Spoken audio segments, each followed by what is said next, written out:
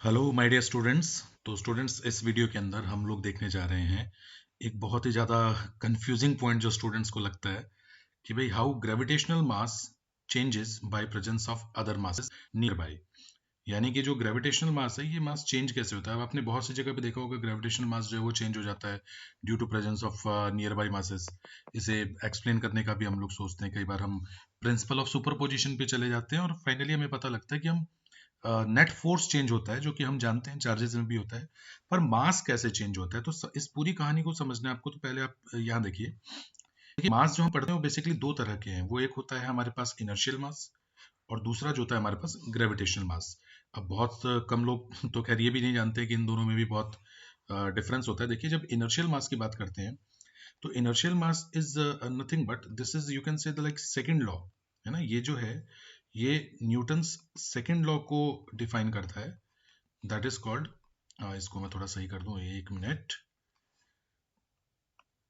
हम्म तो जो हमारा ये सेकंड लॉ ऑफ न्यूटन है, ये हमें बताता है इनर्शियल मास के बारे में, जो कि एक्सेलरेशन से रिलेटेड होता है। हम जानते हैं कि बेसिकली जो F इज इक्वल टू होता है वो dp अपॉन dt होता है, और यहीं से हम लोग जानते हैं कि मास कांस्टेंट होता है। So later we come to know about F is equal to ma, और इस इक्वेशन से ही हम लोग न जाने कितने क्वेश्चन फिजिक्स के सॉल्व कर जाते हैं। पर वो न्यूटोनियन मैकेनिक्स है जिसमें कि आप इनर्शियल मास पढ़ रहे हो, जो कि इनर्शिया को ब्रेक कर रहा है।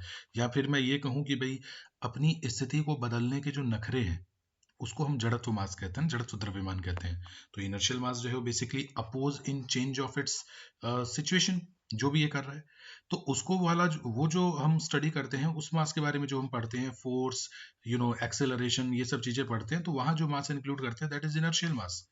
और जब लॉ ऑफ ग्रेविटेशन पढ़ते हैं तो हम कहते हैं जी एफ इज इक्वल टू जी। हालांकि ध्यान रखिएगा ये फॉर्मूला है, ये लॉ ऑफ ग्रेविटेशन नहीं है। जो लॉ ऑफ ग्रेविटेशन तो ये कहता है कि बॉडी कोई भी दो यूनिवर्स में होगी एक दूसरे को अट्रैक्ट करेगी, ठीक है। और ये फॉर्मूला अप्लाई करने के भी बहुत सारे छोटे छोटे कंडीशंस होते हैं, ठीक है। अब यहाँ पे बात की जाती है तो हम कहते हैं जी ये जो मास है इसका फॉर्मूला होता है बेसिकली कि भाई आप F को यहाँ रखिए और इसको पूरे को डिवाइड में ले जाइए, तो ये gm अपॉन आर स्क्वायर जो है बेसिकली इस ग्रेविटेशनल मास के बारे में बात करते हैं, ठीक है। फिर कहते हैं कि भाई ये स्प्रिंग बैलेंस से पता लगता है, ओके।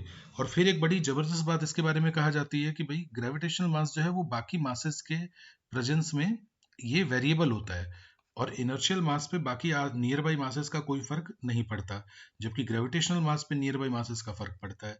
अब कैसे पड़ता है इसको थोड़ा हम समझते हैं यहाँ पे। तो देखिए, इसको समझने के लिए सबसे पहले आपको एक चीज दिमाग में बिठानी पड़ेगी, ये स्पेस टाइम कर्वेचर क्या है, ठीक है।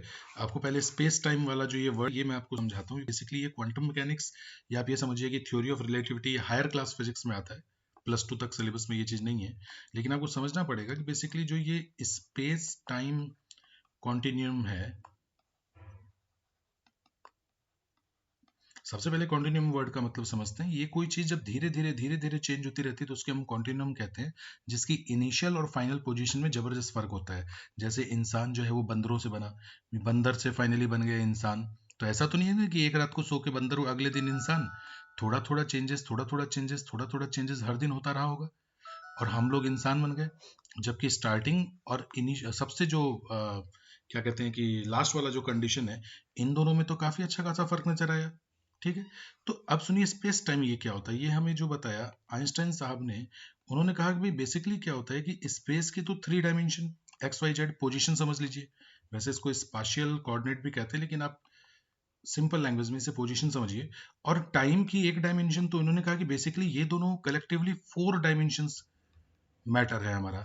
यानी ये 4 डायमेंशंस कॉन्सेप्ट है कि स्पेस टाइम को हम खुद एक अपना आयाम, एक डायमेंशन इसको मान लेते हैं।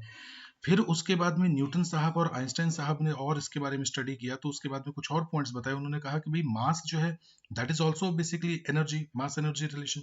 तो उन्होंने कहा कि मास को भी हम एक डायमेंशन ले और इसको भी कलेक्टिवली एक और डायमेंशन के साथ हम फिफ्थ डायमेंशन की तरफ चले, ठीक है।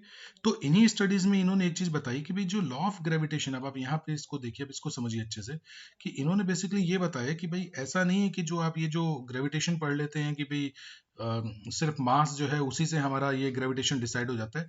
ऐसा बिल्कुल नहीं है, सिर्फ मास से ग्रेविटेशन डिसाइड नहीं होता। आपको इस डायग्राम को देखना पड़ेगा, ये स्पेस टाइम कर्व है, आप मान लीजिए एक हल्की सी पॉलीथीन जिस पे वजन रख दिया जाता है तो नीचे की तरफ धंसती है, ठीक ऐसा ही हमारे पास एक स्पेस टाइम, ये कह सकते हैं सरफेस है कि स्पेस टाइम कर्व है, एक कुछ भी आप मतलब समझ सकते हैं कि भाई एक काइंड ऑफ थिंग है जिसके ऊपर की वजन आने से वो नीचे की तरफ दबता है और बैंड होता है। ये देखिए यहाँ पे जैसे बैंडिंग नजर आ रही है ना, बस ये बैंड होता है, ये ध्यान रखिएगा।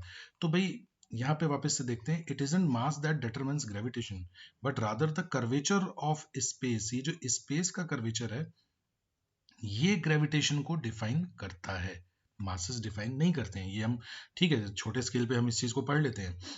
विच is determined by the sum of all the matter and energy in it. यानी कि देखिए बहुत जबरदस्त बात बताने जा रहे हैं, बहुत जबरदस्त बात। वो ये कह रहे हैं कि भाई कि ये सिर्फ अकेले मास को जो आप क्रेडिट दे देते हो कि भाई ये जो है ग्रेविटेशन को हमें बता देता है, ऐसा कुछ नहीं है। ये सब कुछ, ये जो कर्वेचर ऑफ स्पेस जो है ना, बेसिकली ये हमें बताता है कि ग्रेविटेशन होगा कि नहीं।